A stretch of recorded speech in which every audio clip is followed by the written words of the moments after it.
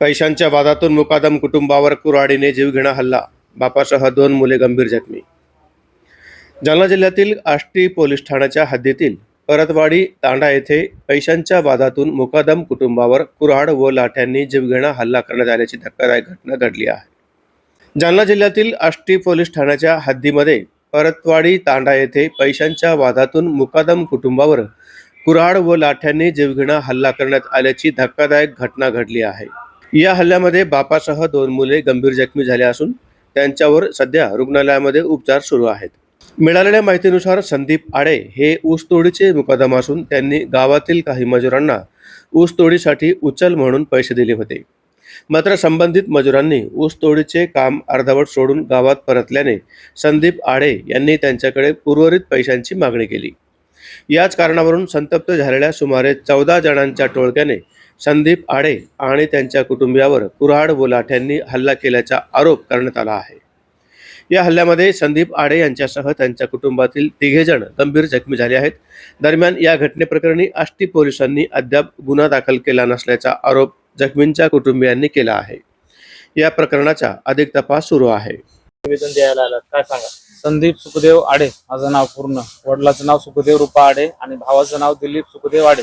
आम्ही 3 बाप लेक राहणार परतवाडी ताटा येथे आणि तालुका परतूर डिस्ट्रिक्ट जालना येथे राहतो. शुक्रवारी 10:30 वाजता 10 तारीख 7/2026 रोजी रात्री 10:30 वाजता आमच्या 3 बाप लेकावर कुऱ्हाडीनं, कोयत्यानं आणि रॉडनं धारदार शस्त्रानं अटॅक झाला. त्याच्यानंतर ते आरोपीचे नाव आहेत रामेश्वर सुखदेव राठोड, परमेश्वर बंशी आडे, गंगाधर बंशी आडे, रोहन रामेश्वर आडे, रामेश्वर बंशी आडे, सांगुणा रामेश्वर राठोड, संजय सुखदेव राठोड, समाधान गोरख चव्हाण, संपत दादाराव चव्हाण, गोरख नारायण चव्हाण, संतोष दादाराव चव्हाण, ताराबाई सुखदेव राठोड, बंशी रूपा आडे आणि दादाराव नारायण चव्हाण असे 14 जणांचे नाव आहेत. तरी आम्ही इथं SP साहेबाला पहिलं निवेदन दिलेलं आहे 13 तारखेला. तरी दुसरं निवेदन आम्ही देत आहे की त्यांच्यावर अजून कारवाई झालेली नाही. तर साहेबांना एकच विनंती आहे की त्यांच्यावर लवकरात लवकर कारवाई व्हावी आणि आम्हाला न्याय मिळण्यात यावा.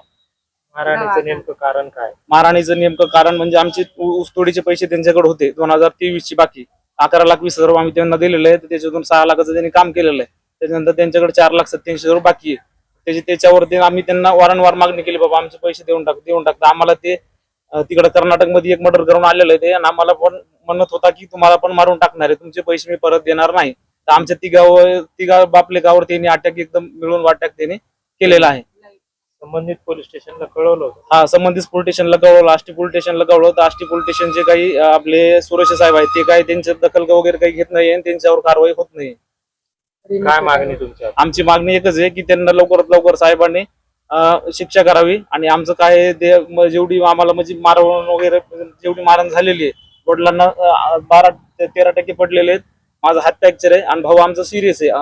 आपलं ह्याच्यामध्ये वर्कआउट हॉस्पिटलमध्ये ICU मध्ये ऍडमिट आहे. अजून 7 दिवस झाले साहेब, त्यांना बोलता येत नाही, जेवण वगैरे काही करत नाही.